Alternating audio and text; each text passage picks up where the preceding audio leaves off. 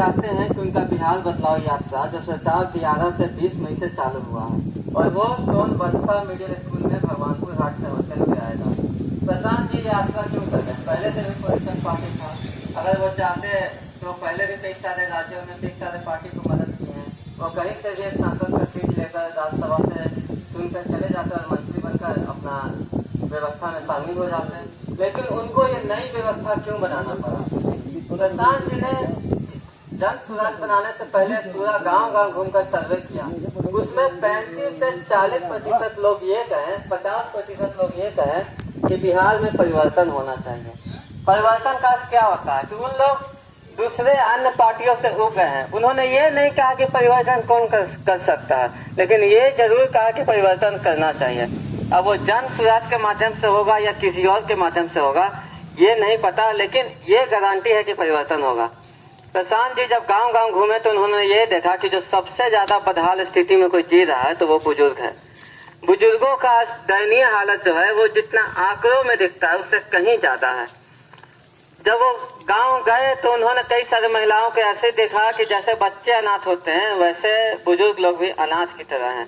उनको 400 रुपया पेंशन आता है, उसी में उनका महीना दिन का गुजारा हो रहा है। उन्होंने पूछा कि चाची दादी आप सबके 400 रुपए में गुजारा हो जाला? तो वो कहती हैं कि का करी बेटा, अब बच्चा बाहर कमाए गईल बा, 10 लड़का एक के रूम में रहे लसन, 12,000 13,000 रुपया मिलेला, और मैं कहाँ से बच्चा दी, ओकरो तो मजबूरी बा। तो प्रशांत जी चाहते हैं कि सबसे पहले बुजुर्गों को आर्थिक रूप से निर्भर करें। क्यों? क्योंकि युवा नौकरी कर सकता है, बच्चा अपने माँ बाप पे डिपेंडेंट हो सकता है, लेकिन बुजुर्ग ना नौकरी कर सकता है ना किसी पे डिपेंडेंट हो सकता है। इसलिए उन बुजुर्गों के लिए पेंशन के रूप में 400 रुपए से बढ़ाकर 2,000 रुपए का प्रावधान है। और बच्चों के लिए क्या है? जो 1 से 15 वर्ष के बच्चे हैं जो पूंजी के अभाव में, पूंजी नहीं होने के कारण पढ़ाई नहीं कर पाते हैं, सरकारी स्कूल में ऐसी व्यवस्था नहीं है जिससे पढ़कर वो अपने सपनों को साकार कर सके, तो प्रशांत जी चाहते हैं कि वैसे बच्चे जो 1 से 15 वर्ष के हैं वैसे बच्चों के लिए विश्व स्तरीय शिक्षा अपने ही क्षेत्रों में हो। जैसे प्राइवेट स्कूल होता है 10 से 15 किलोमीटर के अंदर में एक, तो ये कहें कि 800 से 900 के आबादी में एक स्कूल बनाया जाए, सारे छोटे स्कूल को खत्म करके एक ही जगह पे स्कूल हो जिसमें सारा व्यवस्था हो। लगभग एक स्कूल में 600 से 700 बच्चा पढ़ सकता है, 800 बच्चा पढ़ सकता है। आज गांव का स्कूल खोलकर सारा विद्या चौपट कर दिया, सारा पढ़ाई चौपट कर दिया, तो अब ये नहीं होगा।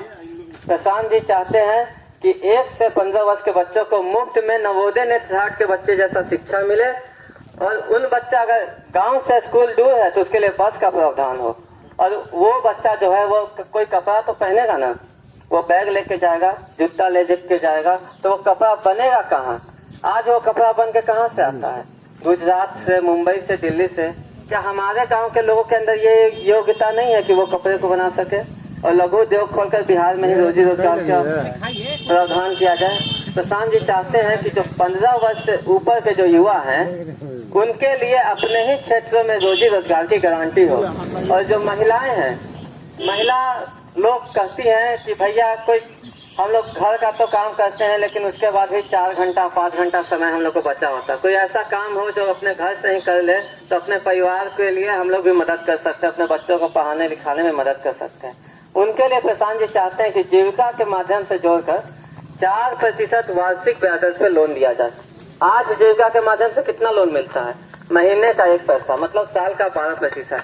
अगर आज 1 लाख रुपया लोन लीजिएगा तो आपको साल का 12,000 ब्याज देना पड़ेगा। लेकिन प्रशांत जी चाहते हैं कि कम ऋण में, कम ब्याज दर में, मतलब साल का 4% ब्याज, मतलब आपको 3 महीना में 1% देना पड़ेगा। आज अगर आप 1 लाख रुपया का लोन लेते हैं तो आपको महीने का मात्र 4% यानी कि 4,000 ब्याज लगेगा। और आप आज इस नीतीश जी की व्यवस्था से जब आप लोन लेते हैं तो आपको 1 लाख रुपए में 12,000 लगेगा। अब इसमें ये बात होता है कि कृषि के लिए क्या कीजिएगा? भारत एक कृषि प्रधान देश है और भारत के 90% लोग किसी न किसी रूप से कृषि से निर्भर है। आज धान गेहूं नहीं होगा तो आधा से ज्यादा लोग बिहार छोड़कर पलायन कर लेंगे। पहले से तो पलायन हो गया ही और आधा ये भी हो जाएगा। तो कृषि को कैसे बचाया जाए? तो प्रशांत जी चाहते हैं कि नकदी फसल के खेती पे, जैसे धान गेहूं हो गया वो नकदी फसल नहीं होता, नकदी फसल में सब्जी आता है, मसाला आता है, तंबाकू का खेती होता है, तो नकदी फसल के खेती पे मुफ्त में मनरेगा के तहत मजदूर मुहैया कराया जाए। जैसे मजदूर जो आज गुजरात, बम्बे, दिल्ली पलायन कर गया है, जब कृषि को मनरेगा के तहत जोड़ दिया जाएगा तो मजदूरों को मनरेगा के तहत रोजी रोजगार मिल गया। तो जो मजदूर बाहर में है उसको 10 से 15 हजार रुपए के लिए बाहर नहीं जाना पड़ेगा, वो यहीं आकर रोजगार करेंगे और किसानों को मुफ्त में मजदूर मिल गया। इससे क्या होगा कि जो पूंजी जो थी, जो घाटा होता था खेती में, वो लोग यह कहते हैं, भैया खेती तक करते हैं, बाकी इतना मजदूरी है बना कि फायदा ना होला। तो फायदा कैसे होगा? जब मुफ्त में मजदूर मिलेगा तब फायदा होगा। और वो कैसे होगा? जब आप महंगा फसल उपजाइएगा तब मजदूर मिलेगा। धान गेहूं में कोई मजदूर देगा? सरकार आपको 10-10 हजार रुपए मजदूरी में दे देगी और 1 लाख रुपए का धाने बेचाएगा, तो उसमें तो घाटा हो जाएगा। नकदी फसल पे मजदूर देगी। जैसे सब्जी के उत्पादन में फायदा होता है, मसाला के उत्पादन में फायदा होता है, उसमें मजदूरी भी ज्यादा लगता है, तो वैसे फसलों पे मुफ्त में मजदूर मुहैया कराएगी। आज मनरेगा में क्या होता है? मनरेगा में नाली खोदना, तालाब खोदने के लिए मनरेगा से मजदूर को मुहैया कराया जाता है और सारा पैसा जो लोकल लीडर होता है वो अपने खाता में मंगवा कर रख लेता है और सारा तालाब क्रेन से, जेसीबी से खुदवा कर सारा तालाब बन जाता है और रिपोर्ट दिखा दिया जाता है कि इतने मजदूरों ने मिलकर इस तालाब को खोदा है। वो सब फ्रॉड होता है। लेकिन जब कृषि के क्षेत्र में जब मजदूर दिया जाएगा तो उससे कृषि में वृद्धि होगी और जो पलायन है वो पलायन में कमी होगी और लघु उद्योग खोलने के लिए महिलाओं के नाम पे 4% का ब्याज दिया ही जाएगा। आज जैसा कि आप लोगों को पता ही है कि भगवानपुर हाट से होकर के यात्रा गुजरेगी, तो हम ज्योतिष भाई से गुजारिश करेंगे कि ये जो यात्रा हो रही है, इस यात्रा की रूट की जानकारी दे।